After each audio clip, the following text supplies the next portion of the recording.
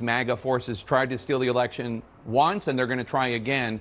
And we don't hear Kevin McCarthy and Steve Scalise and Lee Stefanik say, no, no, no, we would never do that again. There is zero attempt at reassuring people that what you are suggesting is not true. Look, you know, in some ways, I think it's actually even worse than that, Jake. I think that we're in a situation where the people that you mentioned seem to view this as some sort of a partisan political game. And, you know, as every American who watched saw this morning, this is really deadly serious. This is a situation where the institutions held, but it was a close-run thing. And as the chairman said, we didn't have a peaceful transfer of power.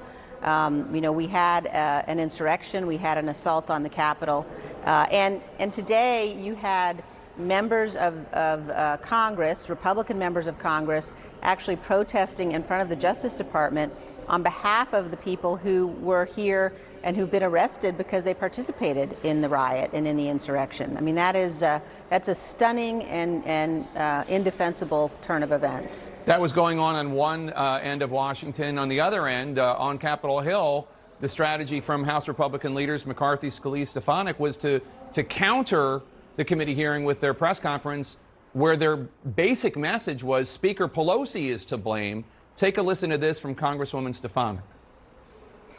The American people deserve to know the truth, that Nancy Pelosi bears responsibility as Speaker of the House for the tragedy that occurred on January 6th.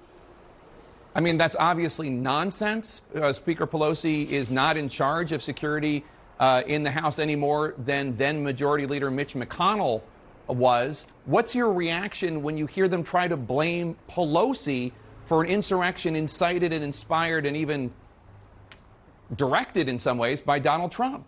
Well, I would say a couple of things, Jake. Number one, this committee is going to investigate every aspect of what happened, the planning, the financing, the preparation, the motivation, what was happening that day in the White House, what was happening here at the Capitol, the security breaches at the Capitol. So for anybody to suggest that we aren't going to be conducting a complete investigation is wrong. Number two, if I were saying the things that you just played, I'd be deeply ashamed of myself.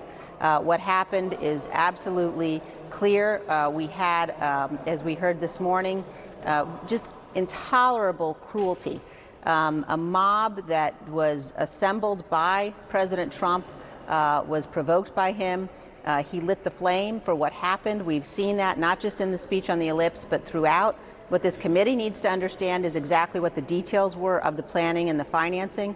But for anybody to be suggesting that somehow he wasn't responsible, I think it's shameful. You didn't know Speaker Pelosi particularly well before this. You are a very conservative Republican. She's a very progressive Democrat. You're both fairly partisan. What's it been like working with Pelosi? You know, I've been really impressed with the professionalism and the commitment to the truth from the Speaker and every member of this committee. I think that, you know, as I said this morning, this is a moment that has to be above politics. It's a moment where we all need to say to ourselves, are we going to abide by our oath, and are we going to put politics and partisanship aside and get to the truth?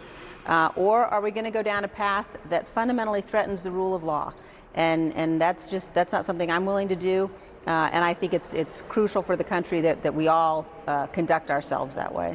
At the end of today's hearing, one of the four officers, Capitol Police Officer Harry Dunn, said this about you and your fellow Republican on the committee, Congressman Adam Kinzinger. Take a listen. Liz Cheney and Adam Kinzinger are being lauded as courageous heroes. And while I agree with that notion, why? Because they told the truth?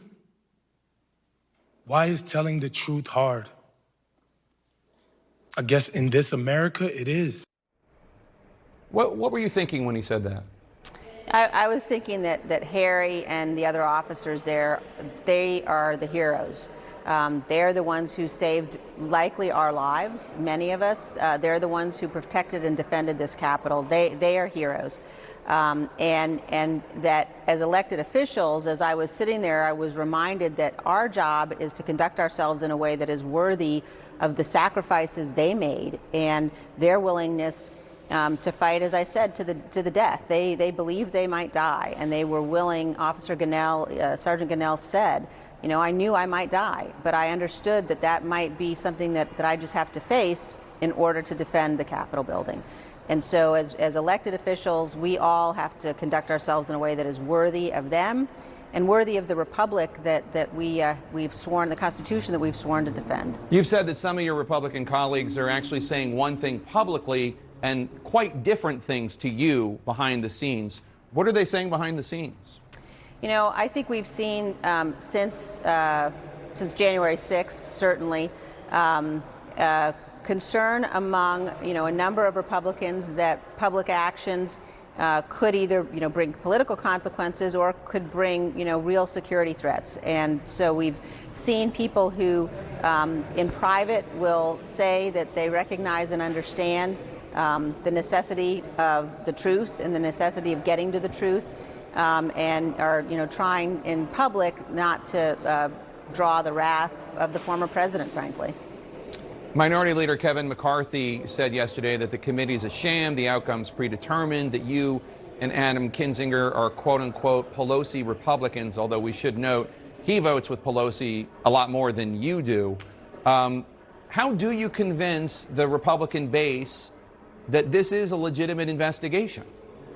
Well, I think today was a real start. I think that today and the broadcasting of the testimony of these witnesses and beginning to help to get the facts out is really important, and that's the beginning of this process. I think that Leader McCarthy and every leader has an obligation to the truth. Some of us feel like, you know, we ought to conduct ourselves accordingly. I think Leader McCarthy is continuing to demonstrate that, you know, he views this as some sort of a political game. It's not a game, and it's deadly serious when you're taking action to try to divert attention away and distract from an investigation like this one. What does it say about Kevin McCarthy that he's more offended by you and Adam Kinzinger than, you know, for standing up for the truth, for being part of this committee, than he's offended by, for instance, Congressman Gosar, who openly flirts with white nationalists, white supremacists, not to mention everything that Matt Gaetz and Marjorie Taylor Greene stand for? Look, the structure of our republic, the foundation that the framers laid out in our Constitution, depends upon elected officials abiding by their oath. It depends upon us understanding when the time for politics is over. It depends upon us all making a decision that we love our country so much that we will put partisanship aside. And I wish that Leader McCarthy would do that. I think that's what his job requires, and I think that the Republican Party and, frankly, the country deserves leadership who will do that. Lastly, how afraid are you that we are within years of American democracy being over? I am not willing to stand by and let us continue that drift. I think that we are at a really important and, frankly, quite perilous moment. If we look the other way, if we accept what happened on January 6th, if we accept what people, my colleagues are saying, that, you know, we should somehow look at this as a bunch of tourists, they're trying to whitewash it, ignore it.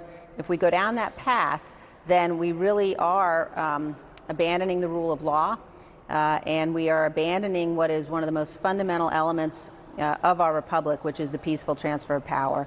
And so I know that there are millions of people around this country who won't let that happen, who will stand up and do what's right and reaffirm our commitment to our Constitution. Republican Congresswoman Liz Cheney from the great state of Wyoming, thank you for your time.